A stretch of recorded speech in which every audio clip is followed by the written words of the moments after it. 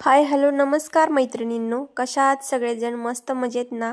असायलाच पाहिजे. तर आज बघा खूप दिवसांनी अंड्याचा बेत आमच्या घरी आहे. कारण बरेच दिवस अंडी आणली नव्हती, कारण घरी कोण खातच नाही. मुलगाही खात नाही, मिस्टरही खात नाहीत. मीच खाल्लं तर खाते आणि शौर्यासाठी तर मग आणावी लागते. आता गणपती गेले, दुर्गामाता गेली, सगळं गेली. त्याच्या आधी कधी आणली नव्हती, जास्त दिवस झालं. तर आज म्हटलं चला मुलीसाठी आणावीत, कारण तिला खायची सवय आहे. मग तिच्यासाठी आणावीच लागतात. मग मी कधीतरी असे आणत असते आणि आमच्या दोघींसाठीच मी बनवत असते. तर मग मी छान असं अंडी शिजवत ठेवली. खोबरं, कांदा, लसूण, आलं, कोथिंबीर हे सगळं थोडंसं तेल पॅनमध्ये टाकून त्याच्यामध्ये सगळं ॲड करून आधी खोबरं भाजायचं. नंतर त्याच्यामध्ये कांदा, आलं, लसूण आणि कोथिंबीरचे देठ वगैरे असं टाकायचे. तर मी असं सगळं एकत्र मिक्स करून चांगलं असं भाजून घ्यायचं आणि त्याचंच वाटण बनवायचं.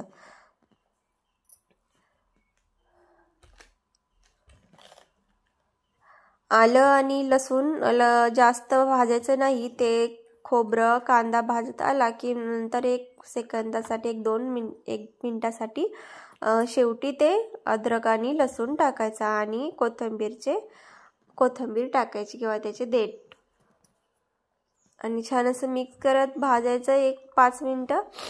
छान असं खोबरं भाजलं की मग नंतर काढून ते थंड वगैरे करून मिक्सरमधून फिरवून घ्यायचं.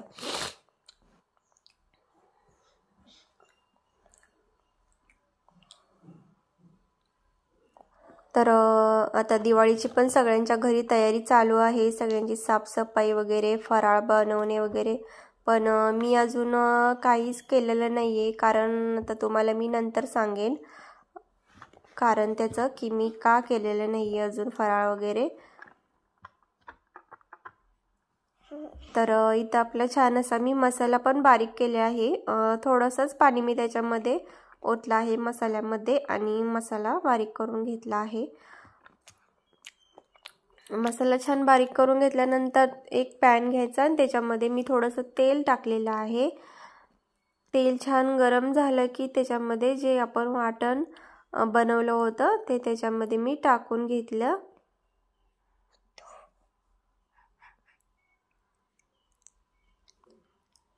तेल चांगलं तापल्यानंतर आपल्याला ते वाटलेलं वाटण त्याच्यामध्ये टाकून घ्यायचं आहे.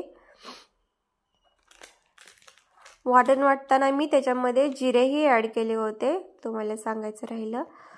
जिरेही मी त्याच्यामध्ये टाकले होते आणि मग वाटण वाटलं होतं. आता हे वाटण आपल्याला एक छान असं एकदम कमी गॅसवरती मसाला भाजायचा आहे. जेवढं तुम्ही कमी गॅसवरती मसाला भाजेल तेवढा मसाला तुमचा छान असा भाजला जातो. तर मंद आचेवर तुम्हाला मी असा मसाला भाजून घेतला. त्याच्यानंतर थोडीशी हळद, गरम मसाला, चटणी आणि थोडंसं धणे पावडर असं मी त्याच्यामध्ये टाकलं आणि तेही छान असं मसाल्यामध्ये 1-2 मिनिटासाठी परतून घ्यायचं. जर मसाला जळत असेल तर तुम्ही थोडंसं त्याच्यामध्ये पाणी ओतून मसाला छान असा तेल सुटेपर्यंत भाजायचा. तर मी अशा प्रकारे करून घेतला आहे. मसाल्यामध्ये थोडंसं पाणी ओतून मसाला छान असा भाजला. त्याच्यामध्ये नंतर आपली उकळलेली अंडी टाकली. अंड्याला थोडंसं मी असं कट मारून घेतले होते, कारण मसाला मग आतपर्यंत पूर्ण असं छान असं जातो. आणि त्याच्यामध्ये मग गरम पाणी ओतायचं. कोणत्याही रस्सा भाज्यामध्ये गरम पाणी ओतायचं असतं, त्याने तरीही चांगली येते आणि टेस्टही चांगली लागते. तर मी अंड्याचं कालवण अशा प्रकारे बनवून घेतलं आणि नंतर मी लगेचच मग चपात्याचं पीठ मी मळून ठेवलं होतं अगोदरच. नंतर मी चपात्या बनवायला घेतल्या. तर मी अशा छान अशा चपात्या बघा मस्त अशा. जर तुम्हाला अशा 4 पदरी धडीच्या चपात्या येत नसतील गोल लाटता, तर तुम्ही अशा पद्धतीने 2च धडी मारायच्या. त्याला तेल लावायचं, 1 धडी मारायची आणि गोलाकारच आकारामध्ये आपल्याला ते बनवून घ्यायचं आणि लाटून घ्यायचं, गोल चपाती येते.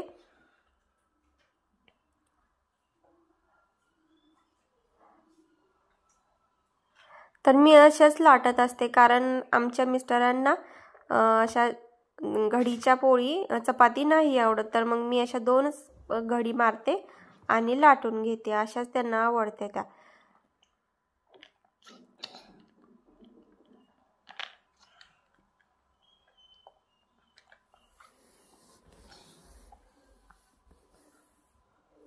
तर मस्त अशा चपात्या बघा बनतायत कशा. अलटी पलटी करून थोडंसं तेल लावत लावत आपल्याला भाजून घेतल्या मी चपात्या. आणि नंतर मला थोडंसं बाहेरही जायचं होतं. मोबाईलवरती मेसेज आला होता की पोलिओचे डोस चालू आहेत खाली. तर मग नंतर मी स्वयंपाक आवरला, किचन कट्टा आवरला आणि मग शौर्याला आहे तशीच चेंज केले कपडे आणि तिला घेऊन पोलिओ ड्रॉप देण्यासाठी गेले. तिला पोलिओ ड्रॉप देऊन आले. नंतर आम्ही मग मस्त असं जेवण केलं. आणि मग मिस्टरांसाठी, मिस्टर काय अंडी वगैरे खात नाही, मग त्यांच्यासाठी येताना आम्रखंडही घेऊन आले होते. मग त्यांनी आम्रखंड